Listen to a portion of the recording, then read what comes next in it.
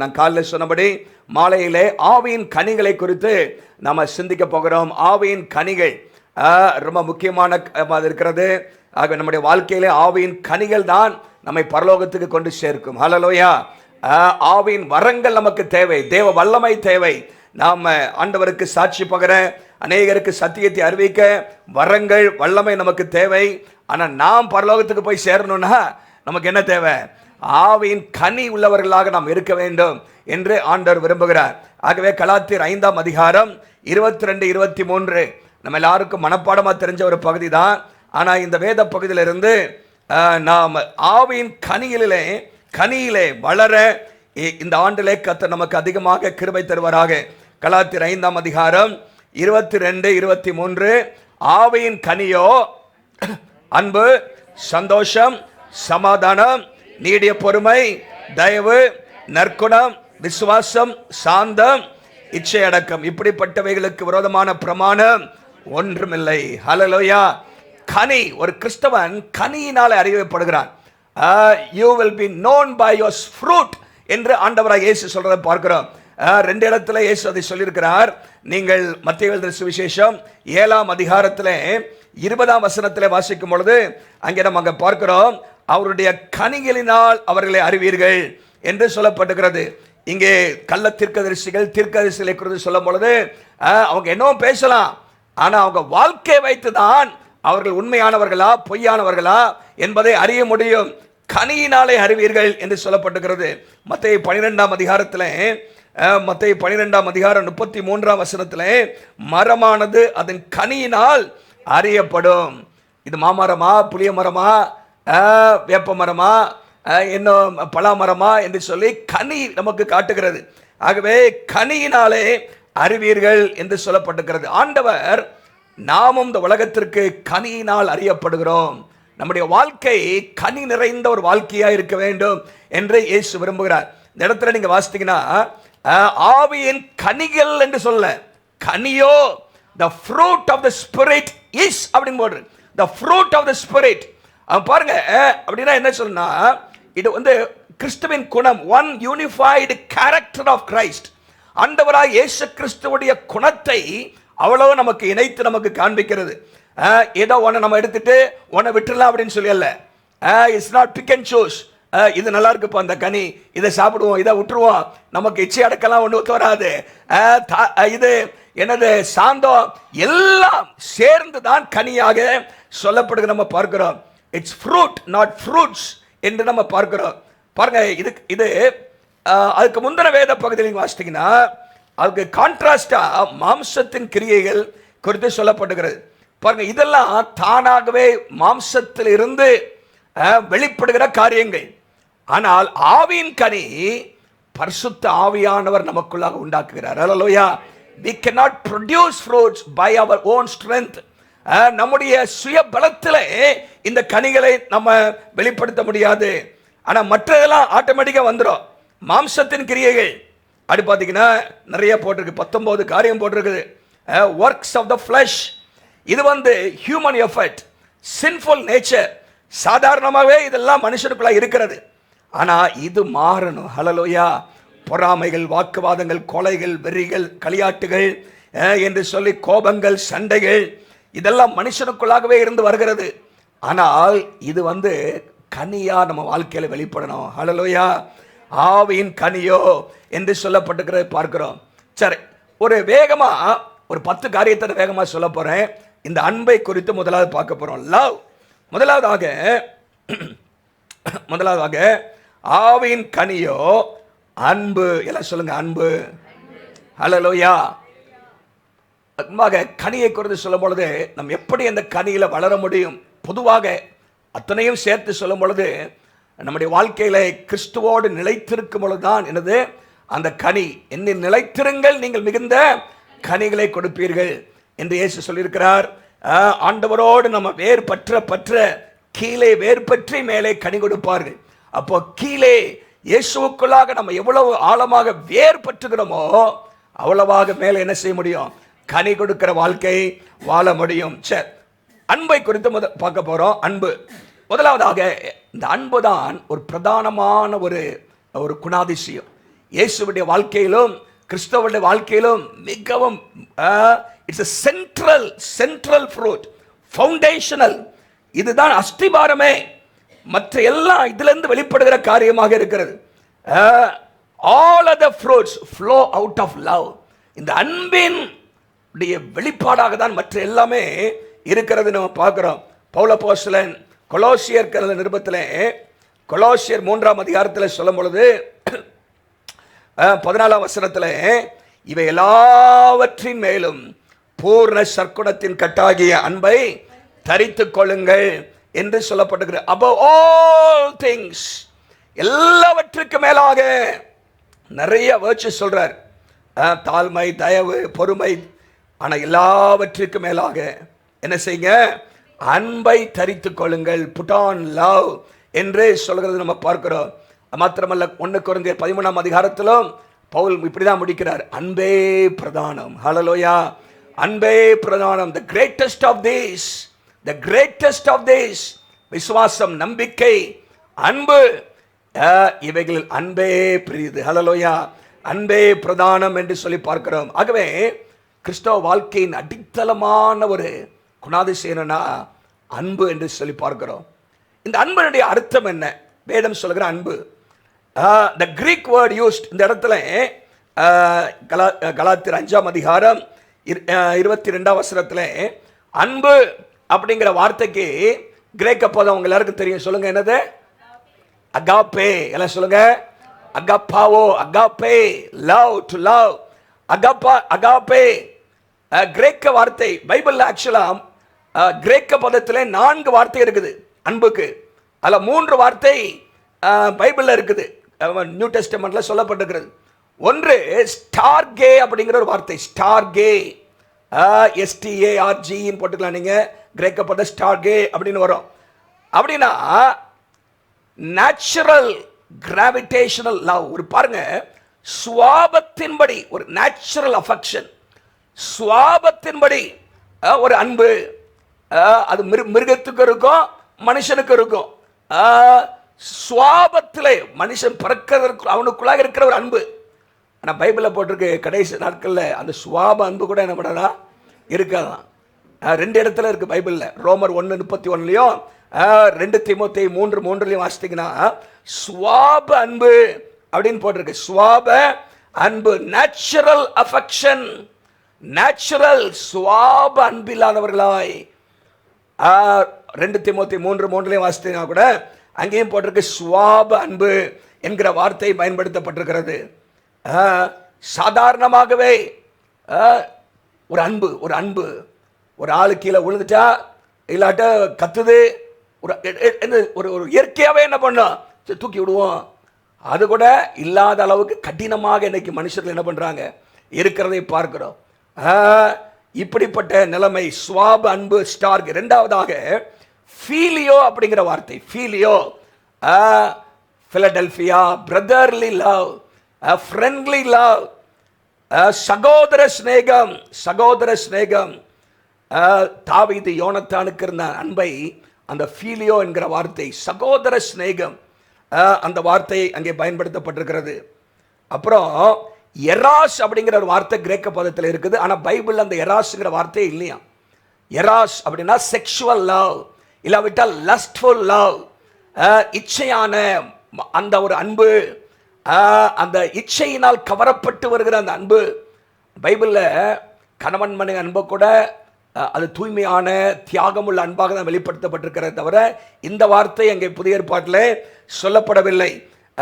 Eras என்கிற வார்த்தை புதிய ஏற்பாட்டில் இல்லை. ஆனால் புதிய ஏற்பாட்டில் அதிகமாக பிலடெல்பியா, ஃபீலியோ அப்படிங்கிற வார்த்தை இருக்குது. இயேசு லாசருவை நேசித்த அந்த வார்த்தைகளை கூட ஃபீலியோங்கிற வார்த்தை தான் போட்டிருக்குது. ஆனால் அகாப்பே அப்படிங்கிற வார்த்தை தான் அதிகமாக இருக்குது. அப்படின்னா என்ன அகாப்பே அப்படின்னா, it's a self giving love, சுயத்தை கொடுக்கிற, விட்டு கொடுக்கிற, சுயநலம் இல்லாத ஒரு அன்பு, சுயநலம் இல்லாத ஒரு அன்பு, தியாகமான ஒரு அன்பு, சாக்ரிஃபிஷியல் லவ், அன்கண்டிஷனல் லவ், நிபந்தனையற்ற ஒரு அன்பு, தேவனிடத்திலிருந்து வருகிற அன்பு, காட் ஆரிஜினேட்டட் லவ். இந்த அன்பு எங்க தான் வருது? தேவனை மனுஷன் அந்த அன்பை உற்பத்தி செய்ய முடியாது. தேவன் தான் அந்த அன்பை நமக்கு தருகிறார். ஹல்லேலூயா. அது தேவனிடத்திலிருந்து பிறக்கிற ஒரு அன்பு, தேவனால் கொடுக்கப்படுகிற ஒரு அன்பு. அதுதான் அகாப்பே, தெய்வீக அன்பு. வேதத்தில் நீங்கள் வாசிக்கும் பொழுது இந்த அன்பின் பிறப்பிடம் எதுனா அந்த அகாப்பே அன்பு தேவன் இயேசுவிடத்தில் இருக்கு. இயேசுவை பார்க்காம ஒரு மனுஷன் அந்த அன்பை இந்த உலகத்தில் வெளிப்படுத்த முடியாது. அப்போ முதல்ல சொன்னேன், இந்த சென்ட்ரல் ஃப்ரூட், முக்கியமான மையமான ஒரு காரியம் அன்பு. ரெண்டாவதாக இந்த மீனிங், அந்த 4 வார்த்தைகள் இருக்கிறது. ஆனால் வேதத்திலே நமக்கு சொல்லப்பட்டது இந்த அகாப்பே, அதுக்கு என்ன அர்த்தம்னு சொன்னால், சுயநலமில்லாத, தியாகமான, நிபந்தனையற்ற, தேவனிடத்திலிருந்து பிறக்கிற தோன்றின அந்த அன்பு. பாருங்க, இந்த அன்பின் பிறப்பிடம், the source of this love, இந்த அன்பு நமக்குள்ள எப்படி வருதுன்னா, அது முதல்ல தேவனிடத்தில் தோன்றுது. வேதம் சொல்கிறது, வாசிங்க 1 யோவான் 4ஆம் அதிகாரத்தில், தேவன் அன்பாய் இருக்கிறார். ஹல்லேலூயா. God is love. 1 யோவான் 4ஆம் அதிகாரம் 8ஆம் வசனத்தில் வாசிங்க. அன்பில்லாதவன் தேவன் அறியான், தேவன் அன்பாகவே இருக்கிறார். அதே போலதான் 16ஆம் வசனத்திலே இருக்குது. 8:16, 1 யோவான் 4:8 16 வாசிக்கிறோம். God is love. God is love. இன்னைக்கு உலகம் எப்படி மாற்றி போட்டுச்சுன்னா, லவ் இஸ் காட் அப்படிங்கிறான். என்னது? Love is God. அன்பே கடவுள். கடவுள் அன்பா இருக்கிறார். அன்பு கடவுளா மாறிடாது. நீங்க அந்த விதான் சவுதால பெங்களூர்ல போய் பார்த்தீங்கன்னா ஒன்று போட்டிருப்போம், ஒர்க் இஸ் காட், செய்யும் தொழிலே தெய்வம் அப்படிங்கிறது. எது கடவுளை தொழிலையே கடவுளா மாத்திடுறான். Work is God, love is God. எல்லாருமே இன்னைக்கு கடவுளாயிருச்சு. ஆனால் பைபிள் சொல்லுது, God is love. Hallelujah. God is the source of love. இயேசுதான் நம்முடைய வாழ்க்கையில தேவன் அன்பாய் இருக்கிறார். அவர்தான் முந்தி அன்பு கூர்ந்தவர். இந்த அன்பை காட்டினவர் அவர்தான். வேதம் சொல்கிறது, அதே அதிகாரத்தில் 1 யோவான்ல வாசிக்கும் பொழுது, அவர் முந்தி நம்மிடத்தில் அன்பு கூர்ந்தபடியால், அவர் முந்தி, he first loved us. அன்புனா எதன்பதை நமக்கு காட்டியிருக்கிறார்.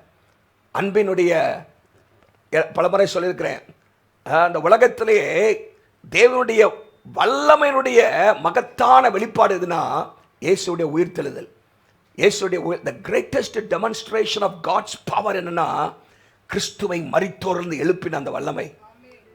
the greatest demonstration of love என்னன்னா, அன்பினுடைய மிகப்பெரிய வெளிப்பாடு உலகத்தில் என்னன்னா, சிலுவை தான். சிலுவை, சிலுவை. அன்புனா அதுதாங்க. வேதம் சொல்லுகிறது, நாம் பாவிகளாக இருக்கையில் கிறிஸ்து நமக்காக மரித்ததனால் தேவன் நம்மையில் வைத்த அன்பை விளங்க பண்ணுகிறார். the greatest demonstration of love, God's love என்னன்னா, it is the cross of Calvary. நமக்காக மரிக்க வேண்டிய அவசியமே இல்லை. அவர் பாவிகள், நம் சத்துருக்கள், துரோகிகள், நமக்காக சிலுவையில் இயேசு என்ன பண்ணாரு, நம்மையில் வைத்த அன்பின் நிமித்தமாக. ஆண்டவருடைய வல்லமையின் வெளிப்பாடு நம்ம பார்க்கிறோம். பாருங்க, இது தேவனிடத்தில் தோன்றுகிறது, நமக்குள்ளாக பரிசுத்த ஆவியானவர் மூலமாக கடந்து வருகிறது. பரிசுத்த ஆவியான மூலமாக தேவ அன்பு நம்முடைய இருதயத்தில் ஊற்றப்படுகிறது என்று ரோமர் 5ஆம் அதிகாரம் 5ஆம் வசனத்தில் வாசிக்கிறோம். ரோமர் 5:5 சொல்கிறது, the love of God has been poured out into our hearts by the Holy Spirit. So this love the Bible talks about is not a natural love, it is a supernatural love. இயற்கைக்கு அப்பாற்பட்ட விதத்திலே இருக்கிற அந்த அன்பு பரிசுத்த ஆவியானவர் மூலமாக, ஆவியின் கனியோ என்று சொல்ல, ஆவியானவர் தான் இந்த அன்பை நமக்குள்ளாக கொடுக்க முடியும். அப்படின்னு சொன்னா, நம்ம வாழ்க்கையில ஆவியானவர் நமக்குள்ளாக தேவ அன்பை இந்த வருஷத்தில் அதிகமாக ஊற்றுவாராக. ஹல்லேலூயா. May the Lord, the Spirit of God pour out the love. 5ஆம் அதிகாரம் 5ஆம் வசனம். நான் சொல்ற வசனங்கள்லாம் நீங்க படிக்கணும், மனப்பாடமா தெரிஞ்சா அது நல்லது. தேவ அன்பு நம்முடைய இருதயங்களிலே ஊற்றப்படுகிறது என்று சொல்லி பவுல் அங்கே எழுதுகிற நம்ம பார்க்கிறோம். தேவ அன்பு நம்முடைய இருதயங்களிலே, என்ன அன்பு? சாதா அன்புன்னு போடல, தேவ அன்பு. தேவ அன்பு அது the channel. God is the source of this love and the Holy Spirit is the channel of this love. பரிசுத்த ஆவியானவர் மூலமாக இந்த அன்பு நம்முடைய வாழ்க்கையிலே வெளிப்படுகிறது நம்ம பார்க்கிறோம். சரி, அன்பை குறித்து நிறைய பேசலாம். நீங்கள் புதிய ஏற்பாட்டில் மாத்திரம் ஏகப்பட்ட இடத்துல அன்பை குறித்து இருக்குது. ஆனால் சில தலைப்பின் கீழே நான் போட்டு வந்திருக்கிறேன். The expression of spiritual love. இந்த அன்பினுடைய வெளிப்பாடு எப்படிலாம் இருக்கணும், யாரெல்லாம் நான் நேசிக்கணும் அப்படின்னு பைபிள் சொல்லுது. யாரெல்லாம் நேசிக்கணும் சொல்லுங்க? யாரெல்லாம் நேசிக்கணும்? சத்துருவை நேசிக்கணும், எல்லாரையும் நேசிக்கணும். முடிஞ்சு போச்சு, எல்லாரையும் நேசிக்கணுங்க. எல்லாரையும் நேசிக்கணும். முதலாவதாக ஆண்டவரை நம்ம நேசிக்கணும். ஹல்லேலூயா. ஆண்டவரிடத்தில் ஒரு நிபந்தனையற்ற முறையில் ஆண்டவரை நேசிக்கிறோம். நம்ம ஆண்டவர் மேலே வேதத்தில் வாசிக்கிறோம், முழு இருதயத்தோடு 22:37 மத்தேயு 22:37 அதுக்கு பேர் என்ன? முழு இருதயத்தோடு, முழு ஆத்மாவோடு, முழு பலத்தோடும். அதுக்கு பேர் என்னது? Great commandment. பிரதான கற்பனை. கட்டளை இல்லை, கற்பனை. பிரதான கட்டளை என்பது உலகமெங்கும் புறப்பட்டு போங்கள். அப்போ அந்த கிரேட் கமாண்ட்மெண்ட் அப்படின்னு சொன்னா பிரதான கற்பனை என்னன்னு சொன்னா, முழு இருதயத்தோடும், முழு ஆத்மாவோடும், முழு மனதோடும் தேவனிடத்திலே அன்பு கூறுவாயாக, அன்பு கூறுவாயாக. சரி, இப்போ ஆண்டவரை நாம் நேசிக்கிறோம் எப்படிங்கிறது எப்படி தெரியும்? ஆண்டவரை உண்மை நேசிக்கிறேன் அப்படின்னா ஆண்டவர் ஒத்துக்குவாரா? நேசிக்கிறேனே, உண்மை நேசிக்கிறேன் நேசின்னு பாட்டுட்டு போகலாம். நாங்கள் அங்கே நடத்துகிறவங்க பாடுறதுனால நீங்களே சேர்ந்து உண்மை நேசிக்கிறேன்னு பாடலாம். அதனால் நீங்கள் ஆண்டவரை நேசிக்கிறீங்களா? ஆண்டவரை நேசிக்கிறதுடைய பிரதானமான ஒரு காரியம் என்ன? வார்த்தைக்கு கீழ்ப்படிதல்.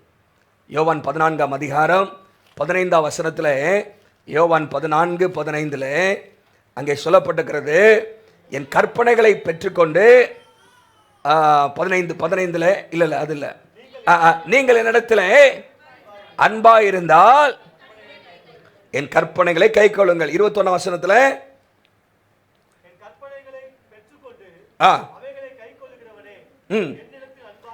கற்பனைகளை பெற்றுக்கொண்டு அவைகளை கை கொள்கிறவனே என்னிடத்தில் அன்பா இருக்கிறான் என்று சொல்ல. அடுத்த 23 வாசிங்க.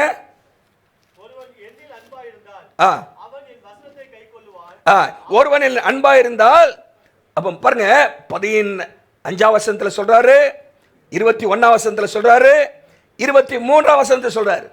இப்ப 24 கொஞ்சம் மாத்தி சொல்றாரு. 24 வாசிங்க. என்னில் அன்பாயிராதவன் கை கொள்ள மாட்டான். கை கொள்ள மாட்டான். யார் மாட்டா? அன்பா இல்லாட்ட நீங்க நம்ப மாட்டீங்க. ஆண்டவரே நீ சொல்றது சொல்லிட்டுறோம், நான் வேணா பாட்டு வேணா பாடுவேன், அன்பு கோருவேன் இன்னும் அதிகமானே பாட்டு வேணா பாடுவேன், இதெல்லாம் நமக்கு ஒத்து வராது. அப்போ யார்? he who does not love me will not obey my teaching, or he who does not obey my teaching does not love me. பாருங்க, ஆண்டவரை நேசிக்கிறதுடைய வெளிப்பாடு என்னன்னா அன்பு கூறுவது. ஹல்லேலூயா. அது மாத்திரமல்ல, அவரை ஆராதிப்பது. அவரை ஆராதிப்பது worship. worship is one of the expressions of our love for God. ஆண்டவரை ஆராதிப்பது. ஹல்லேலூயா. ஆனால் கீழ்ப்படி தான் முதல்ல. கீழ்ப்படியாமல் நீங்கள் என்ன ஆராதிச்சாலும் அதில் ஒரு பிரயோஜனமோ இல்லை. முதல்ல கீழ்ப்படிஞ்சிட்டு வாப்பா, அப்புறம் நீ என்ன பண்ணு, கைத்தட்டு பாட்டு பாடு எல்லாம் பண்ணு. கீழ்ப்படி முதல்ல. ஒருவன் என்னில் அன்பு கூர்ந்தால் என் கற்பனைகளை கை கொள்ளுவான். ரொம்ப முக்கியம். ஆண்டவர் அங்கே அழுத்தி சொல்றாரு. அப்போ லவ்விங் காட், நமக்கு ஆண்டவரை அர்ப்பணிக்கிறது, obedience, worship, loyalty to God, ஆண்டவருக்கு உண்மையாக இருப்பது, ஆண்டவரை பற்றிக்கொள்ள, ஆண்டவரை மாத்திரம் லாயல்டி அப்படிங்கும்போது அவர் God is a jealous God அப்படின்னு போட்டிருக்கு. அவர் எரிச்சல் உள்ள தேவன் தமிழில் மொழிபெயர்த்திருக்கிறாங்க. அவர் தான் அந்த பாருங்க, அந்த அந்த அந்த அலிஜென்ஸ், அந்த என்னது, அந்த நம்பிக்கை. நம்ம மற்ற யாரையும் நேசிக்கக்கூடாது, அவரை தான் நேசிக்கணும் அவர் விரும்புகிறாருங்க. அல்லேலூயா.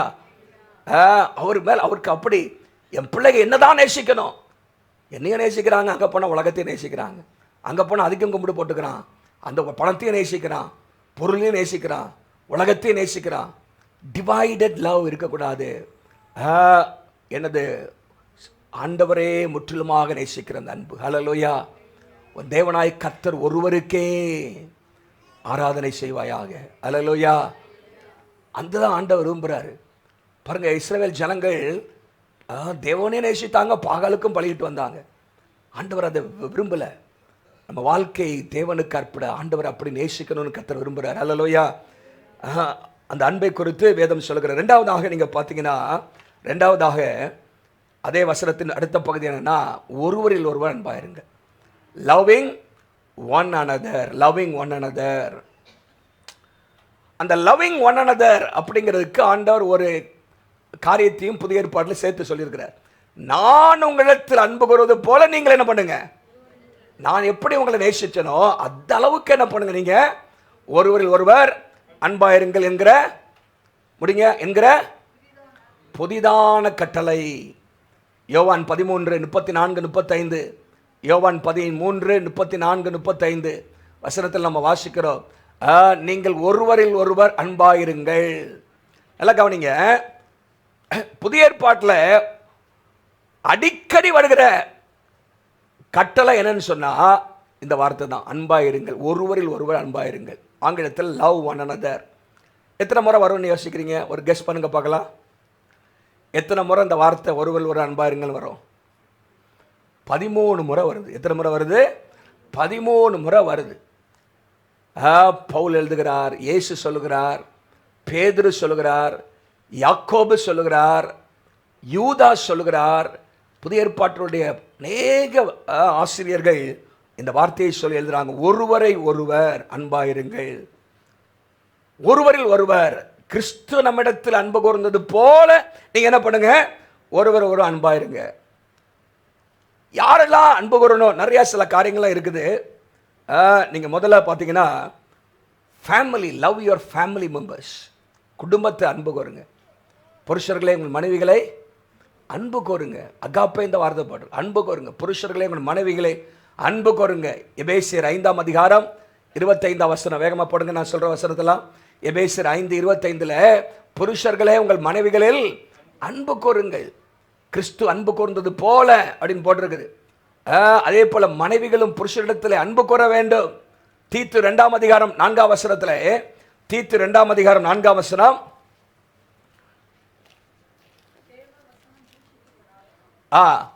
தங்கள் பிள்ளைகளிடத்தில் அன்புள்ளவர்கள் என்ன செய்யணுமா? பிள்ளைகளிடத்தில் என்ன பண்ணுங்க? அப்போ லவ் யுவர் ஃபேமிலி. ஃபேமிலி, குடும்பத்தில் அன்பு ஆரம்பிக்கணும். Charity begins at home. குடும்பத்தில் தான் அந்த அன்பு, அந்த பரிகாரங்கள் எல்லாம் ஆரம்பிக்கப்பட வேண்டும். வீட்டாரை நேசியுங்கள். நீங்க சொல்வீங்க, வீட்டாரே எனக்கு சத்துருவா இருக்கான்ப்பா அப்படி. நீங்க நேசிங்க வீட்டாரு, குடும்பத்தை நேசிக்கணும். அடுத்தது பரிசுத்தவான்களை நேசியுங்கள். பைபிளில் போட்டிருக்கு பரிசுத்தவான்கள்.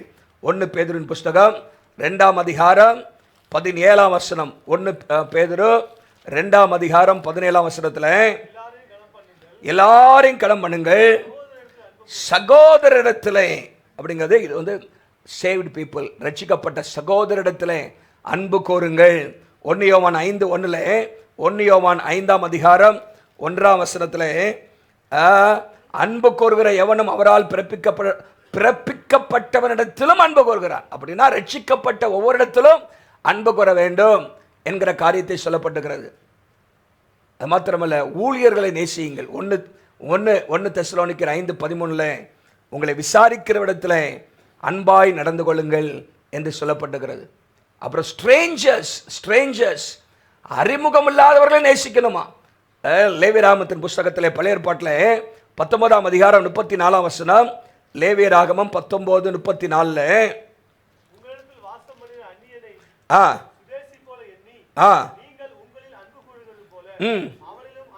அந்நியனை என்ன பண்ணுங்க, அன்பு கோருவீர்களாக என்று ஆண்டவர் அங்கே சொல்றத பார்க்கிறோம். அந்நியர்களை கடைசியா தான் போட்டிருக்கு. அப்போ இதெல்லாம் ஒரு பக்கம் வச்சுக்குவோம். அப்போ பலரை நாம் நேசிக்கணும். Love one another. கிறிஸ்து நம்மை நேசித்தது போல நாம் ஒருவரை ஒருவர் நேசிக்கணும்.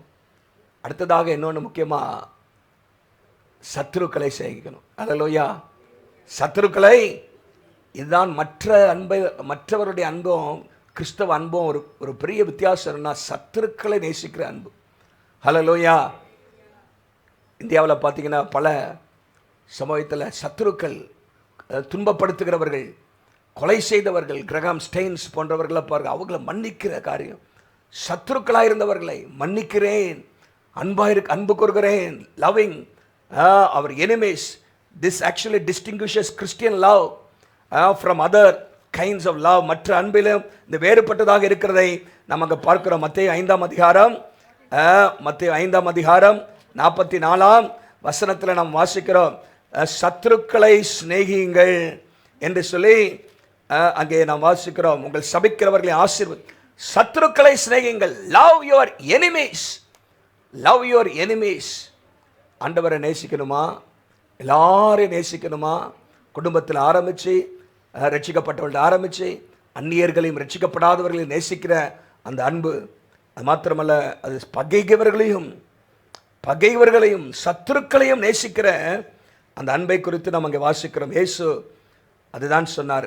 தன்னை அறைந்தவர்கள், தன்னை காயப்படுத்தினவர்கள், தன்மேலே முள்முடி சூட்டினவர்களை பார்த்து சொல்கிறார், பிதாவே இவர்களுக்கு மன்னியும் என்று சொல்கிறார். பிதாவே இவர்களுக்கு மன்னியும்.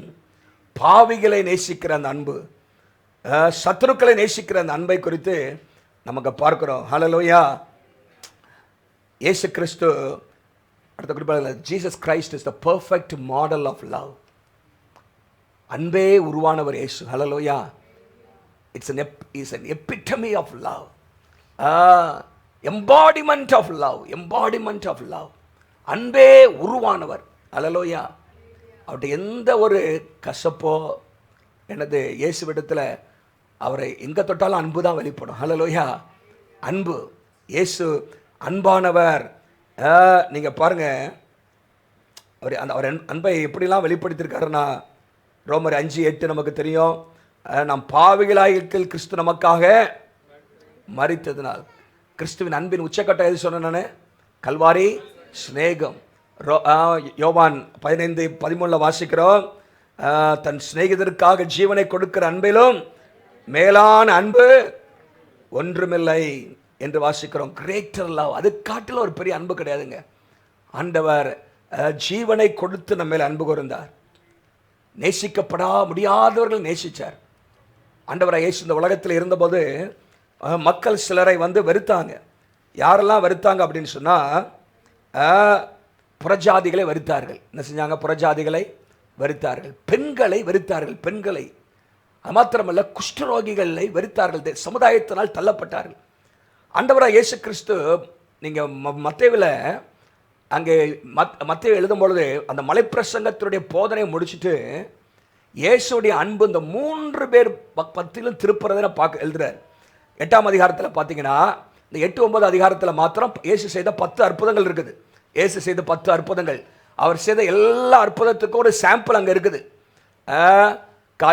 இயற்கையின் மேல் அற்புதம், பிசாசை துரத்தின அற்புதம், மரித்தோரை உயிர்த்தெழுந்த அற்புதம், வியாதியை சுகமாக்கின அற்புதம், எல்லா அற்புதத்துக்கும் ஒரு சாம்பிள் அந்த 8-9 அதிகாரத்தில் எல்லாத்தையும் கலெக்டிவாக எடுத்து அந்த 2 அதிகாரத்திலே வைக்கிறார். 10 அற்புதம் இருக்குது. அதில் ஃபர்ஸ்ட் 3 மிரக்கல்ஸ் பார்த்தீங்கன்னா, மொதல் அற்புதம் குஷ்டரோகியை தொடுறாரு. யாரை தொடுறாரு? குஷ்டரோகியை தொட்டு சுகமாக்குறார். சமுதாயத்தினால் புறக்கணிக்கப்பட்ட தேவர் கன்சிடர் அவுட்காஸ்ட். யாரும் பக்கத்திலே போக மாட்டாங்க, வெறுத்து தள்ளினார்கள், வீட்டை விட்டு வெளியே தான் வச்சிருந்தாங்க. ஆனால் இயேசு அவனை தொட்டார் என்று பார்க்கிறோம். 2வது புறஜாதி ஜென்டைல். அங்கே 100க்கு அதிபதி இயேசுட்ட வந்து ஒரு ரெக்வஸ்ட் வைக்கிறான். அந்த ரெக்வஸ்ட்டுக்கு ஆண்டவர் பதில் தரார். ஹல்லேலூயா. அவனுடைய விசுவாசத்தை ஆண்டவர் மெச்சிக்கொள்கிறார் என்று பார்க்குறோம். 3வது அடுத்த அற்புதம் என்னன்னு சொன்னால், அங்கே பேதுருடைய மாமியை பார்க்க போய் அங்கே சுகமாக்குறார் பெண். ஹல்லேலூயா. பாருங்க, பெண்களை நேசிக்கிறார், புறஜாதிகளை நேசிக்கிறார், அதாவது சமுதாயத்தினால் புறக்கணிக்கப்பட்டவர்களையும் அவர் நேசிக்கிறார். இதெல்லாம் ஆண்டவருடைய அன்பின் வெளிப்பாடுகளாக அங்கே சொல்லப்பட்ட God Jesus loved the unlovables. Jesus loved the அன்லவபிள்ஸ். நேசிக்கவே முடியாதுங்க இவங்களை நேசிக்கவே முடியாது. அவர்களும் நேசிக்கிறார். ஹல்லேலூயா. இவங்களெல்லாம் நேசிக்க முடியுமா? இது வாய்ப்பே இல்லை. ஆனால் இயேசு அதை நேசிக்கிறார். பாவிகளை நேசிக்கிறார். இயேசுடைய பெயரில் ஒன்று பாவிகளின் சிநேகிதன் என்று மத்தேயு 11ஆம் அதிகாரம் 19ஆம் வசனத்தில் அங்கே போட்டிருக்கு. Is a friend of sinners. பாவிகளை நேசித்தார். தன்னை காட்டி கொடுத்தவனை பார்த்து என்ன சொன்னார் இயேசு? சிநேகிதனே என்றார். 26:50 நினைக்கிறேன். மத்தேயு 26ஆம் அதிகாரம் 50ஆம் வசனத்தில் பாருங்க. 50 தானே? ஆமாம். இயேசு அவனை நோக்கி யாரை பார்த்து சொல்றாரு? முத்தம் செய்யறான், காட்டி கொடுக்குறான், சிநேகிதனே அப்படின்னு ஆண்டவர் சொல்ல, ஃப்ரெண்ட் அப்படின்னு சொல்றாரு. Jesus loved the unlovables, Jesus loved the sinners, he loved his betrayer. மாத்திரமல்ல, சிலுவைகளை தன்னை அறைந்தவர்கள், அங்கே சுற்றி இருக்கிற மக்கள் யாரெல்லாம் நீங்கள் பார்த்தீங்கன்னா, அவரை வாரினால் அடித்தவர்கள், முள்முடி சூட்டினவர்கள், இகழ்ந்தவர்கள், துப்பினவர்கள், குட்டினவர்கள், ஏளனமாக பேசினவர்கள் எல்லாம் முன்னாடி நிற்கிறான். அவருடைய உடைமையை பங்கிட்டவர்கள், உடையை பங்கிட்டு நிர்வாணமாய் நிறுத்தினவர்கள் எல்லாரையும் பார்த்து ஏசு சொல்றாரு, பிதாவே இவர்களுக்கு மன்னியும். அல்லேலூயா. பிதாவே இவர்களுக்கு மன்னியும் என்று சொல்கிறார். He loved even his enemies on the cross. சரி, இப்போ இந்த அன்பு உடைய குணங்கள் என்ன? The characteristics of love, agape love. இந்த அன்பினுடைய பலவிதமான குணங்கள். ஒரு அன்பு யாரெல்லாம் நேசிக்கணும்னு பார்த்தோம், யார் நமக்கு மாடல்னு பார்த்தோம். அந்த குணங்கள் எப்படி இருக்கும்? அது எங்க போட்டிருக்கு? நீங்களே சொல்லுங்க, எங்க போட்டிருக்கு? 1 கொரிந்தியர் 13 அதிகாரத்தில் போட்டிருக்கு. The 15 characteristics of love. அன்பு என்ன செய்யாது, அன்பு என்ன செய்யும். What love does not do, what love does do. ரெண்டுமே அங்க போட்டிருக்கு. என்னெல்லாம் அன்பு செய்யும், என்ன செய்யாது. 15 விதமான காரியங்கள் போட்டிருக்கு. அதுக்கு மொத்தம் 3 வசனத்தில் அன்பு இல்லாவிட்டால் ஒன்றுமில்லைன்னு சொல்லிட்டு பவுல் அங்கே 1 கொரிந்தியர், இது அற்புதமான ஒரு அதிகாரம். இந்த அன்பு அன்பு பாருங்க, அன்பின் மேன்மையை குறித்து சொல்லிட்டு அன்புனா இது தாங்க அப்படின்னு 4ஆம் வசனத்திலேருந்து 7ஆம் வசனம் வரைக்கும் சொல்றார். அன்பு எப்படி இருக்குமா? சாந்தம், தயவு. அன்புக்கு என்ன இல்லை? என்னெல்லாம் இருக்காது? பொறாமை இருக்காது, இருமாப்பு இருக்காது, அயோக்கியம் செய்யாது. அன்பு டக்கு டக்குன்னு கோவப்படாது. அன்பு என்னவா இருக்கும்? கொஞ்சம் பொறுமையாக இருக்கும். கோபம் உடனே டப்பு டப்புக்கு வந்துச்சுன்னா அன்பு தாழ்ச்சி இருக்குன்னு அர்த்தம். கோபம் என்ன பண்ணும்? அன்பு பெருக பெருக கோபம் கட்டுக்குள்ளே வரும். அல்லேலூயா. சிலருக்கு அப்படியே கோபம் அப்படியே வரும். முற்கோபி அப்படிங்கிறாங்க பாரு, மூக்கில் நிற்குமா கோபம். என்னது? மூக்கில் நிற்கும் என்று சொல்ல முற்கோபி. அதை குறித்து பல வசனங்கள் நீதிமொழியின் புஸ்தகத்தில் நம்ம பார்க்குறோம். தீங்கு நினைக்காது, தீங்கே நினைக்காது. மற்றவர்களை குறித்து என்ன பண்ணாலும் தீங்கு நினைக்காது. இன்னொரு வார்த்தையில் இங்கிலீஷில் போட்டிருக்கு, love does not keep a record of wrongs. செஞ்ச தப்பை எழுதி வைக்காது. என்ன செய்யாது? எழுதி வைக்காது. நம்ம என்ன பண்ணுறோம்? இன்றைக்கி செஞ்சல பார்த்துக்கிற ஒரு நாள் அப்படின்னு என்ன பண்ணுவோம்? மனுஷன் என்ன பண்ணுவோம்? எழுதி வச்சு எனது பழி வாங்குகிற குணம் மனுஷன்ட்டு இருக்குது. ஆனால் அன்பு என்ன செய்யாதான்? அந்த ஸ்லேட்டை க்ளீன் பண்ணிடுமா. அப்படி என்ன பண்ண, சரி போ, முடிஞ்சு போ, மன்னிக்கிறேன் என்று சொல்லி அது அநியாயத்தில் சந்தோஷப்படாமல் சத்தியத்தில் சந்தோஷப்படும். இதான் ப்ராக்டிக்கல் டிஸ்கிரிப்ஷன் ஆஃப் லவ். அன்பினுடைய சகிக்கும், நம்பும். அன்பு நம்பும். அன்பு சகிக்குமா? அன்பு நீடிய சாந்தமாக இருக்குமா? ஹல்லேலூயா. இதெல்லாம் அன்பினுடைய அடையாளங்கள், இல்லாட்ட குணங்கள் என்று சொல்லி நம்ம வச்சுக்கலாம். சரி, இன்னும் முக்கியமானது என்னென்னா, சில நேரம் ஆச்சு, இந்த இந்த இந்த கனிகள் பொதுவாக எல்லாம் குறிப்பாக அன்பை வச்சுக்குவோம். இதில் வளரணும்னா என்ன செய்யணும்? வளரணும்னா என்ன செய்யணும்? How the fruit of love grows in a believer. இந்த அன்பில் வளரணும்னு சொன்னால் 3 காரியம். 1, நம்பர் 1, கிறிஸ்துவோடு நிலைத்திருக்கணும். கிறிஸ்துவோடு நிலைத்திருக்கணும். அவரோடு இருக்கிற ஐக்கியம், அபைடிங். அதுக்கு தனியாகவே ஆண்டவர் அந்த உண்மையில் சொல்கிறாரு. அந்த நானே மெய்யான திராட்சை செடி, நீங்கள் என்னவா இருக்கீங்க? கொடிகளாக இருக்கிறீங்க. என்னில் நிலைத்திருக்கிற கொடி அப்படின்னா அபைடிங்னா ஆண்டவரோடு நெருக்கமான உறவு. ஹல்லேலூயா. பூவோடு சேர்ந்த நாறு என்ன செய்யுமா? மணக்கும். பூவோடு சேர்ந்த நாறு மணக்கும். பாருங்க, நம்ம நாராக இருக்கலாம், ஆனால் பூவோடு சேர்ந்துட்டே இருந்தால் நமக்குள்ளே ஒரு மனம் வந்துடும். ஹல்லேலூயா. நாராக இருக்கலாம், மோசமாக இருக்கலாம், ஆனால் எவ்வளவு தூரம் அந்த இயேசுவோடு கூட, அன்பின் உருவமாகி இயேசுவோடு கூட நம்ம வாழ்க்கையில் அந்த relationship, intimacy with God, abiding in Christ, connection with God, ஆண்டவரோடு அந்த தொடர்பு நம்ம வாழ்க்கையில் எவ்வளவு இருக்குமோ அவ்வளவாக நம்ம கனி கொடுக்கிறவர்களாக மாற முடியும். ஆண்டவரோடு இல்லை நெருக்கம் தான். ஹல்லேலூயா. ஜெபமே பண்ணாமல், வேதத்தை வாசிக்காமல், தேவனோடு நெருங்காமல் நம்ம வாழ்க்கையில் இந்த அன்பு வெளிப்படாது. ஏன் நிறைய பேருக்கு அடிக்கடி கோபம் வருது? ஏன் பொறுமை இல்லை? ஏன் தீங்கு நினைக்கிறோம்? இந்த குணங்கள்லாம் ஒன்று குறைந்த சொல்லப்பட்டதெல்லாம் இல்லை அப்படின்னா முக்கியமான காரணம் lack of relationship, connection with God. ஆண்டவரோடு இருக்கிற உறவுல பிரச்சனை. அதை சரி செய்யாமல் நீங்கள் உங்களுடைய சொந்த முயற்சியில் என்ன பண்ண முடியாது, அன்பை வெளிக்கொண்டு வர முடியாது. ஆண்டவரோடு சேர்ந்து இருக்கணும். அந்த கிறிஸ்துவின் அன்பு நம்ம நிரப்பும். ஹல்லேலூயா. Abiding in Christ, abiding in Christ. ரெண்டாவது, ஈல்டிங் டு த ஸ்பிரிட், ஆவியானவருக்கு விட்டு கொடுக்கணும். ஹல்லேலூயா. ஆவியானவர் நம்மை உருவாக்க விட்டு கொடுக்கணும். ரோமர் 8ஆம் அதிகாரம் 14ஆம் வசனத்தில், ரோமர் 8ஆம் அதிகாரம் 14ஆம் வசனத்தில் அங்கே போட்டிருக்கு, எவர்கள் தேவனுடைய ஆவியினால் நடத்தப்படுகிறார்களோ அவர்கள் தேவனுடைய, அப்போ ஆவியினால நடத்தப்படுகிற, ஆவியானவருக்கு விட்டு கொடுக்கிற, ஆவியானவர் அந்த கனியை நமக்குள்ளாக உருவாக்குவதற்கு நம்ம என்ன செய்யணும், அவருக்கு விட்டு கொடுக்கணும். ஹல்லேலூயா. ஆவியானவரே என்னை ஆண்டு நடத்தும். ஈல்ட் யுவர்செல்ஃப், ஆண்டவருக்கு விட்டு கொடுக்கணும். சரண்டர். ஆவியானவரை எதிர்த்து நின்றுட்டே இருப்போன்னு சொன்னா, நான் சொன்ன ஆவியானுக்கு விரோதமாக பாவங்கள் நிறைய இருக்குது. அதில் முக்கியமாக 3 பாவங்களை குறித்து நம்ம புதிய ஏற்பாட்டில் வாசிக்கிறோம். ஒன்று, ஆவியானவரை துக்கப்படுத்தாதிருங்கள். 2வது, ஆவியானவரை அவித்து போடாதிருங்கள், ஆவியை அவித்து போடாதிருங்கள். 3வது, எதிர்த்து நிற்காதுங்க. Resist not, quench not and grieve not. நீங்கள் என்ன செய்யாதுங்க, ஆவியானவருக்கு எதிர்த்து நிற்காதுங்க, ஆவியானவரை அவித்து போடாதிருங்க என்றெல்லாம் வாசிக்கிறோம். எபேசியர் 4:30, 1 தெசலோனிக்கர் 5:19, என்னமாக அப்போஸ்தலர் 7ஆம் அதிகாரத்தில் ஸ்தேவானுடைய பிரசங்கத்தில் சொல்றாரு, ஆவியானவருக்கு எதிர்த்து நிற்காதுங்கள். 7:51 நம்ம வாசிக்கிறோம்.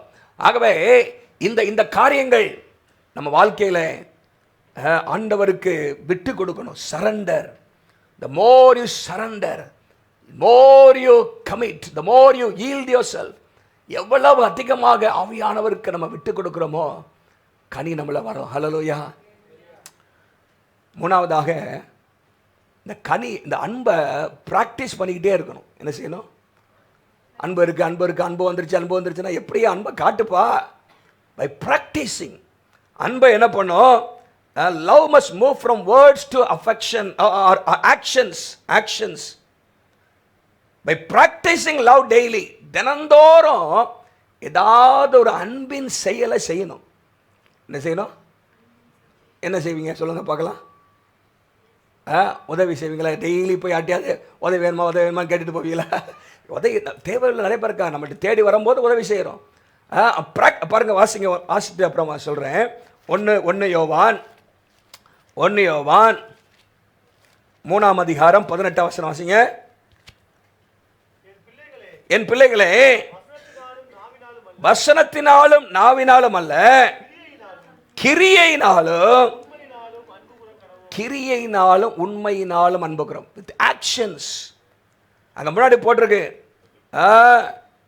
உலகத்தின் ஆஸ்தி இருக்குது, சகோதரனுக்கு குறைச்சல் இருக்குது, அவன் வரும்பொழுது இதயத்தை அடைத்து கொண்டால் எப்படி அன்பு இருக்கும், கிரியையினாலே. அப்போ பை ப்ராக்டிசிங் லவ் டெய்லி ஏதாவது ஒரு அன்பின் செயல்பாடு. ஹல்லேலூயா. இயேசுவை நேசிக்கிறனால இயேசுவுக்காக ஏதாவது செய்கிறது, உலகத்திற்கு தேவனுடைய அன்பை வெளிப்படுத்துவது, சில உதவிகளை செய்கிறது, வார்த்தையினால் உற்சாகப்படுத்துகிறது, பாராட்டுகிறது, மன்னிக்கிறது, தூக்கி விடுறதால, ஹல்லேலூயா, இப்படி சில காரியங்களை நம்ம வெளிப்படுத்தணும். ஹல்லேலூயா. ஆண்டவரை அன்பின் செயல்பாடுகள், ஆண்டவரை அன்பை வெளிப்படுத்தணும். ஆண்டவராக இயேசு இந்த உலகத்தில் இருந்த நாட்களில் அவர் நன்மை செய்கிறவராக சுற்றி தெரிஞ்சுக்கிட்டே இருந்தார். ஹல்லேலூயா. ஏதாவது ஒரு நன்மை செஞ்சுக்கிட்டே இருந்தார். ஹல்லேலூயா. எதிர்பார்த்து ஒன்றுமே இயேசு செய்யலை, என்ன எதிர்பார்த்து செய்யலை, நன்மை செஞ்சாருங்க. ஹல்லேலூயா. நம்ம வாழ்க்கையில் அந்த அன்பை ப்ராக்டிஸ் பண்ணிக்கிட்டே இருக்கணும். ஆண்டவரோடு நெருக்கமாக இருக்கணும், ஆவியானவருக்கு விட்டு கொடுக்கணும். அதே சமயத்தில் ப்ராக்டிஸ் பண்ண தான் உலகத்திற்கு அன்பை என்ன பண்ண முடியும், காட்ட முடியும். அப்போது அந்த அன்பு செயல்களிலே வெளிப்படுவதற்கு நம்ம என்ன செய்யணும், நம்ம முயற்சி எடுக்கணும், அது பயிற்சி வைக்கணும். எப்படிலாம் பாருங்கள், சிலர் ரொம்ப அவங்கள்ட்ட சிலர் பொறுமையாக இருக்கிறதே ஒரு அன்பின் வெளிப்பாடு தான். சிலர் நம்மளை பொறுமையை இழக்க செய்வாங்க. பொறுமையாக இருக்கிறது, சிலருக்கு என்னது மன்னிக்கிறது, சிலர் குறிப்பிட்ட தேவையில் இருக்கும்போது உதவி செய்கிறது, சிலரை என்னது வழி தெரியாமல் இருக்கிறவங்களுக்கு வழி காட்டுறது, இப்படி பல விதத்தில் நீங்கள் கேட்கணும். ஆண்டவரே, உங்களுடைய அன்பை இந்த உலகத்தில் யாருக்காவது நீ இன்னைக்கு என்ன வெளிக்காட்ட உதவி செய்யும். ஹல்லேலூயா. Help me to show your love to someone today.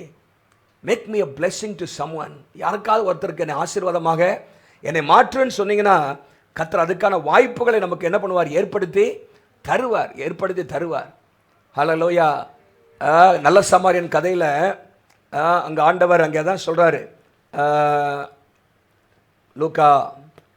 லூக்கா 10ஆம் அதிகாரம்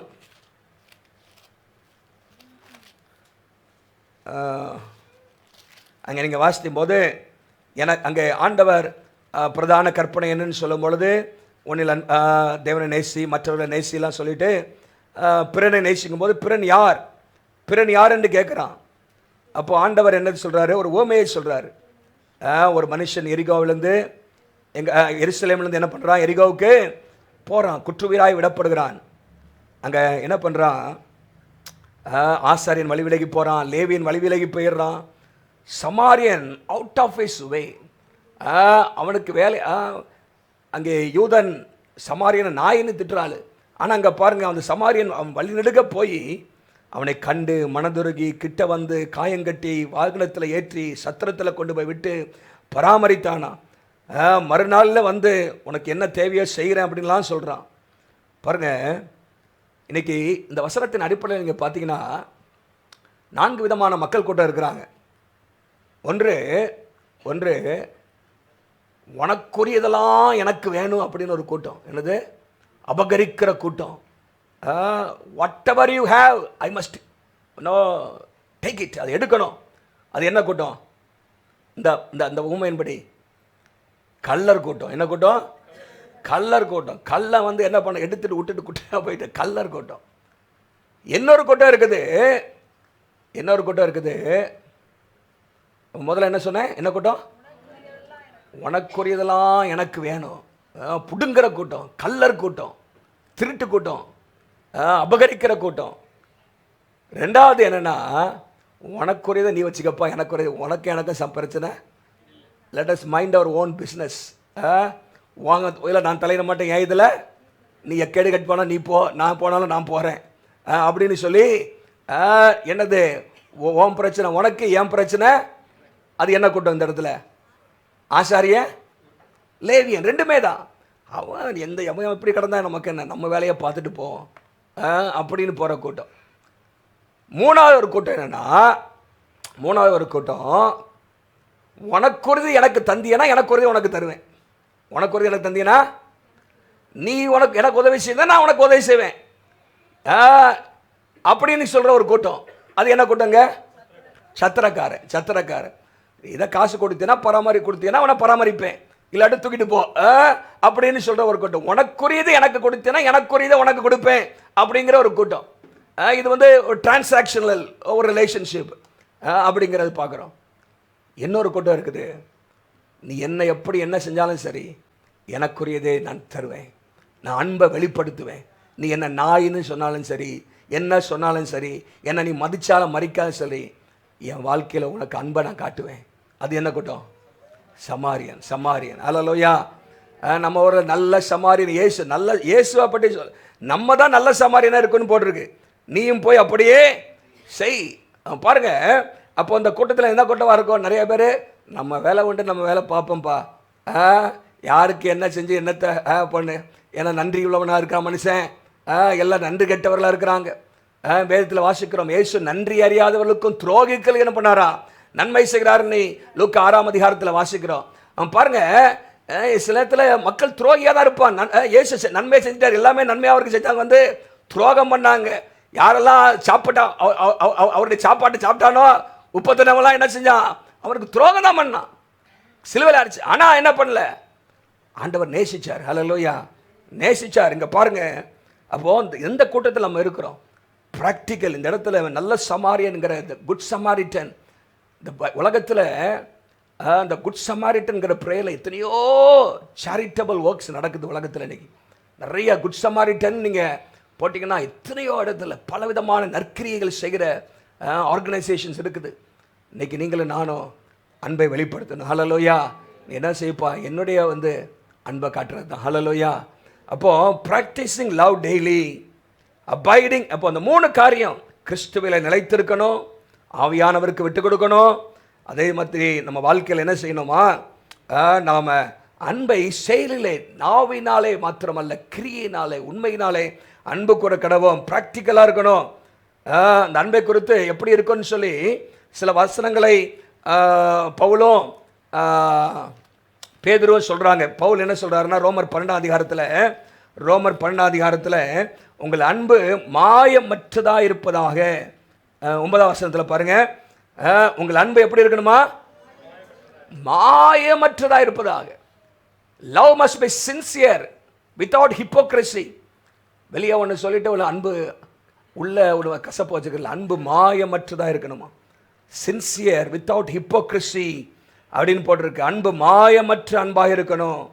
இன்னும் 1 பேதுருல வாசிக்கும் பொழுது 1 பேதுரு எடுங்க, 1ஆம் அதிகாரம் 22ஆம் வசனத்தில், ஒருவரில் ஒரு ஊக்கமாய் அன்பு கூறுங்கள், ஊக்கமாய் அன்பு கூறுங்கள். 4ஆம் அதிகாரத்தில் வரும்பொழுது அதே தான் சொல்றாரு. 4ஆம் அதிகாரத்திலும் 8ஆம் வசனத்தில், எல்லாவற்றுக்கும் மேலாக ஒருவரில் ஒருவர் ஊக்கமான அன்புள்ளவர்களாயிருங்கள், அன்பு திரளான பாவங்களை மூடும் என்று சொல்லி. நம்ம வாழ்க்கையில் அன்பை எப்படிலாம் வெளிப்படி காட்டுறது அப்படின்னா, நீங்கள் நிறைய பேருடைய வாழ்க்கையில் பார்க்குறோம். யோசேப்புடைய வாழ்க்கை, யோசேப்பை குறித்து வேதம் கனிதருகிற செடின்னு போட்டிருக்கு. இந்த யோசேப்புடைய வாழ்க்கையில் ஆண்டவரோடு நெருக்கமாக உறவில் இருந்தார். கர்த்தர் யோசேப்போடு இருந்தார், யோசேப்பு கர்த்தரோடு இருந்தார். அதுதான் யோசேப்புடைய வாழ்க்கையில் இந்த அன்பு. எவ்வளவோ துரோகங்கள் இழைக்கப்பட்டது. ஆனால் 45ஆம் அதிகாரத்துக்கு நீங்கள் வரும்பொழுது அவங்க எல்லாரையும் மன்னிக்கிறார். அல்லேலூயா. எப்பா அவன் மன்னிச்சிட்டம்பா, போங்க அப்படின்லாம் சொல்லலை. இந்த மன்னிப்பை செயலில் காண்பிக்கிறார். அவங்கள உதவி செய்கிறேன், எனக்கு நிறைய துரோகம் பண்ணிட்டேன், ஒன்றால் 13 வருஷம் என் வாழ்க்கையில் போச்சு அப்படிலாம் சொல்லலை. கர்த்தர் ஏதோ ஒரு நோக்கத்துக்காக தான் அப்படி செஞ்சார். இன்றைக்கி இந்த பதவியில் நான் இருக்கேன்னா நீ வெறுத்தனால தான், என்னை குழியில் நீ தூக்கி போட்டனால தான், என்னை விற்றனால தான். ஆகவே ஆண்டவர் ஒரு காரியத்தையும் நம்ம வாழ்க்கையில் நோக்கம் இல்லாமல் செய்ய மாட்டார். ஆகவே என்ன பண்ண, மன்னிக்கிறது மாத்திரமல்ல, பட்சமாக அவங்களை கட்டி பிடிச்சி அழுகுறான். இவங்களுக்கெல்லாம் பயம் என்னென்னா, எப்போ பெரிய பதவியில் இருக்கான், 2ல் 1 பாத்திரம், 1ல் 2 பாத்திரம் நம்மளை காலி பண்ணிடுவான் அப்படின்னு நினைக்கிறானுங்க. ஆனால் சொல்கிறேன், நாங்கள் உனக்கு செய்ய வேண்டியது செய்வேன் அப்படின்னு சொல்லி கோஷேனுங்கிற ஒரு நாட்டில், ஒரு பகுதியில், அந்த தேசத்தில் நல்லா வச்சு பராமரிக்கிறான். திடீர்னு எங்கள் அப்பா இறந்து போயிடுறாரு, யாக்கோபு இறந்து போயிடுறாரு. திரும்பி அவனுக்கு பயம் வந்தது. எப்போ அப்பா செத்து போயிட்டார், இன்னைக்கு ஒன்று அப்பா இருக்கிற வரைக்கும் கவனிச்சான், இனிமேலே ஒன்று பார்த்துருவான் அப்படின்னு நினைக்கிறான். திரும்பியும் பாருங்கள் 50ஆம் அதிகாரத்தில் அவங்களுக்காக இருந்த பயத்தையும் அவர் போக்குறாரு. யோசேப்பு பாருங்கள், ஆதியாகமம் 50ஆம் அதிகாரத்தில் அவங்க வந்து அப்பா செத்தவொடனே வந்து கேட்குறாங்க, எப்பா ஒரு சகோதரன் உமக்கு பொல்லாங்கு செய்திருந்தாலும் அவர்கள் செய்த துரோகத்தையும் பாதகத்தையும் நீங்கள் தயவு செய்து மன்னிக்க வேண்டும் என்று உம்முடைய தகப்பனார் மரணமுடனே உமக்கு சொல்லும்படி கட்டளையிட்டார். 17ஆம் வசனத்தில் சொல்கிறான், நாங்கள் செய்த துரோகத்தை மன்னிக்க வேண்டும் என்று அவர்கள் சொன்னார்கள். அவர்கள் அதை யோசேப்புக்கு சொன்ன பொழுது அவன் அழுதான். ஐயோ, இன்னும் என் அன்பை இவங்க புரிஞ்சுக்காமல் இருக்காங்களே, என்ப அப்பா செத்து போனா திரும்பியா நான் பழி வாங்குறவன்லாம் நினைச்சிட்டு இருக்காங்க அவங்க அப்படின்னு அழுதான். ஹல்லேலூயா. சொல்கிறான், பயப்படாதுங்க, நான் தேவனா, நான் இதெல்லாம் நடந்ததுக்கு ஏதோ ஒரு நோக்கம் இருக்குது. கர்த்தர் எல்லாவற்றையும் என்ன செஞ்சார், நன்மையாக முடிய பண்ணினார் என்று சொல்லி நம்ம பார்க்குறோம். அந்த யோசேப்பு கனி தருகிற செடியாக அவர் இருந்தார். மன்னிக்கிற குணம் நம்முடைய வாழ்க்கையில் இருக்க வேண்டும். இதெல்லாம் மன்னிப்பினுடைய காரியமாக பார்க்குறோம். சரி, வேகமாக டைம் ஆயிடுச்சு, கடைசியாகனு சொல்லி முடிச்சிடுறேன். த டேஞ்சர்ஸ் ஆஃப் லேக்கிங் லவ். அன்பு இல்லாட்டா என்ன நடக்கும் அப்படின்னு பைபிளில் போட்டிருக்க. ஆண்டவர் எல்லாவற்றையும் நாம் அன்போடு செய்ய வேண்டும். அன்பு இல்லாட்டா நான் ஒன்றும் இல்லை கிறிஸ்தவ வாழ்க்கையில். அன்பு தான் நம்மை ஆண்டவருடைய சீஷர். இந்த உலகத்தில் நம்ம பேட்ஜே என்னென்னா அன்பு தான். அல்லேலூயா. நீங்கள் கிறிஸ்தவர் என்பவருடைய வெளிப்பாடு என்னென்னா அன்பு தான். நீங்கள் பைபிள் தூக்குறதுனாலையோ, சர்ச்சுக்கு வரனாலையோ, பாட்டு பாடுறதுனாலையோ, ஆண்டவர் சொல்கிறார் யோவான் 13:34-35 நீங்கள் அன்பாக இருப்பதனால் நீங்கள் என்று சீஷர்கள் என்று மற்றவர்கள் அறிந்து கொள்வார்கள். நீங்கள் அன்பாக இருப்பதினால். அப்போது அன்பு தான் நம்மை கிறிஸ்தவர்களாக வெளிப்படுத்துகிறது. அங்கே 1 கொரிந்தியர் 13 முதல் 3 வசனத்தில் பவுல் சொல்கிறாரு, உனக்கு என்னெல்லாம் இருக்கலாம். அங்கே 1 கொரிந்தியர் 13ஆம் அதிகாரம் 1-3 வரைக்கும் அங்க போட்டிருக்க, அன்பு எனக்கு இராவிட்டால், அன்பு எனக்கு இராவிட்டால், அன்பு எனக்கு இராவிட்டால் நான் ஒன்றுமில்லை, எனக்கு பிரயோஜனமில்லை. நான் ஓசை விட கைத்தாளம் போல நான் இருப்பேன், சத்தமிடுகிற வெண்கலம் போல இருப்பேன் என்று சொல்ல நம்ம பார்க்கிறோம். பாருங்க, அன்பு இல்லாட்டா வரங்கள் அர்த்தமற்றது, நம்முடைய ஊழியம் அர்த்தமற்றது, நம்முடைய வாழ்க்கையும் அர்த்தமற்றது. Our life, Christian life is meaningless without love. அன்பு தான் முக்கியம். ஹல்லேலூயா. என்னதான் நீங்கள் போட்டுட்டு மைனஸ் லவ் அப்படின்னு போட்டிங்கன்னா இந்த வசனத்தின்படி இஸ் ஈக்குவல் டு 0 தான். ஆகவே அது மாத்திரமல்ல, ஒரு சபையை பார்த்து ஆண்டவர் சொல்கிறாரு, ஆதியில் இந்த அன்பை விட்டா என்று உன் பேரில் எல்லாமோ செய்கிற, ஆனால் அன்பு இல்லாமல் செய்கிற. என்ன செய்கிற? அப்போ நம்ம காரியங்களெல்லாம் அன்போடு செய்யணுங்க. ஆண்டவர் சொல்கிறது பாருங்க, நீ பிரயாசெல்லாம் படுற, ஓடி ஆடுற, எல்லாமோ செய்கிற, எல்லாத்தையும் நான் அறிஞ்சிருக்கிறேன், ஆனால் அன்பை விட்டுட்டியப்பா, அன்பை விட்டுட்ட. You have lost your love, the first love, the pristine love, the early love, அந்த ஆதி அன்பு, த ஃபர்ஸ்ட் லவ், அது என்ன பண்ணிட்ட? விட்டுட்ட. ஆதியில் கொண்டிருந்த அன்பை விட்டா என்று உன் பேரில் உனக்கு குறை, அன்பு வந்துட்டு இல்லைங்கிற ஒரு குறை வந்துட்டு இருக்குது. ஹல்லேலூயா. முதல் சபை அதை அட்ரஸ் பண்ணுறாரு. அன்பு இல்லை, அன்பு இல்லை. இந்த வருஷத்தில் கர்த்தர் நமக்கு அன்பை தருவாராக. ஹல்லேலூயா. அன்பு, ஆண்டவர் சொல்கிறாரு. ஆகவே எதனால அந்த அன்பு போச்சு? இன்னும் ஓடி ஓடி வேலை செய்கிறே தவிர என்ன பண்ண, கர்த்தரோடு உனக்கு நெருக்கமான உறவு இல்லாமல் போயிடுச்சு. அதனால தான் என்னது, ஆதியிலேருந்து அன்பு இல்லை. பல காரியங்கள் அன்பு இல்லாமல் நம்ம செய்யக்கூடாது. இன்னொரு இடத்துல பவுல் சொல்லும்போது 1 கொரிந்தியர் 16ஆம் அதிகாரத்தில் 1 கொரிந்தியர் 14 அதை அண்டர்லைன் பண்ணிக்கிங்க. அங்கே போட்டிருக்கு, உங்கள் காரியங்கள் எல்லாம் அன்போடு செய்யப்பட கடவுது. ஹல்லேலூயா. அது முக்கியம். அவருக்கு அந்த அந்த அந்த அந்த ஏன்னா அந்த கொரிந்து சபை ஒரு பெரிய சண்டை போடுற சபை. வாக்குவாதங்கள், பொறாமைகள், போட்டிகள், வரம் நிறையா இருந்துச்சு, வரம் ஏகப்பட்ட இருந்துச்சு. ஆனால் என்ன இல்லை, அன்பு இல்லை. ஆகவே தான் 13ஆம் அதிகாரத்தில் அன்பை பற்றி சொல்கிறாரு.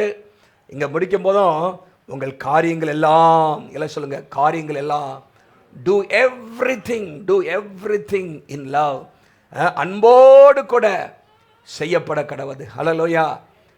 அப்போ நம்ம கிறிஸ்தவ வாழ்க்கையில் வாட் வி டூங்கிறது முக்கியங்கள, why we do what we do. நம்ம செய்கிறத எதுக்காக செய்கிறோம்?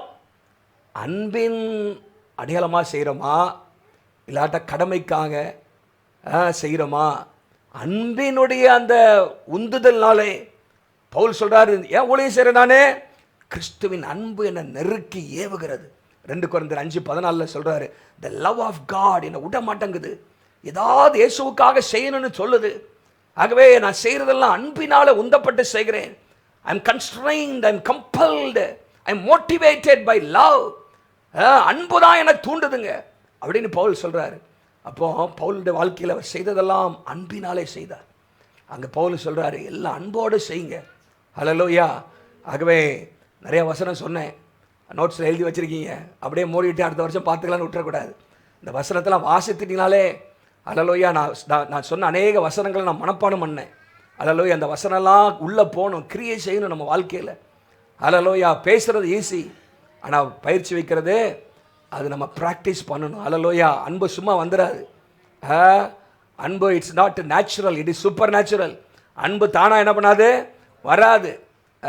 அடிக்க தான் தானாக வரும், ஆனால் அரவணைக்கிறதுக்கு அதுக்கு அன்பு தேவை, ஆண்டவருடைய அன்பு தேவை. ஸோ பாருங்கள், இந்த காரியங்களை கர்த்தர் நமக்கு இந்த வருஷத்திலே ஆண்டவர் செய்வாராக. 1 யோவானில் நீங்கள் இந்த வாசித்து பார்த்தீங்களா, நிறைய முறை அந்த வார்த்தையை பயன்படுத்துகிறாரு.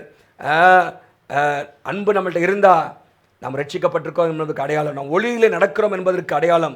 1 யோவான் 2ஆம் அதிகாரம் அங்கே 10ஆம் வசனத்தில் பார்த்தீங்கன்னா, தன் சகோதரனிடத்தில் அன்பு கூறவன் ஒளியிலே இருக்கிறான், அவன்கிட்ட இடரல் இல்லை. நம்ம ஒளியில் இருக்கிறோம் என்பதற்கு அடையாளம் அன்பு. ஹல்லேலூயா. அது மாத்திரமல்ல, நாம் ஜீவனோடு இருக்கிறோம் அப்படிங்கிறதுக்கு, we are spiritually alive என்பதற்கும் அன்பு தான் அடையாளம். 1 யோவான் 3:14 சகோதரனிடத்திலே அன்பு கூறுகிறவன் ஜீவனை உட்பட்டிருக்கிறான், சகோதரனிடத்தில் அன்பு கூறாதவன் மரணத்திலே நிலை கொண்டிருக்கிறான். மரணத்திலே ஸ்டில் ஸ்பிரிச்சுவலி டெட். நம்முடைய அன்பு இல்லாட்டா. அது மாத்திரமல்ல, அன்புதான் நம்மை சீஷர்களாக வெளிப்படுத்துகிறது. நாம் சீஷர்கள் என்று மற்றவர்கள் எப்படி அறிந்து கொள்வார்கள்? அன்பினாலே. ஹல்லேலூயா. நம்ம எல்லாம் எழும்பி நிற்போமா?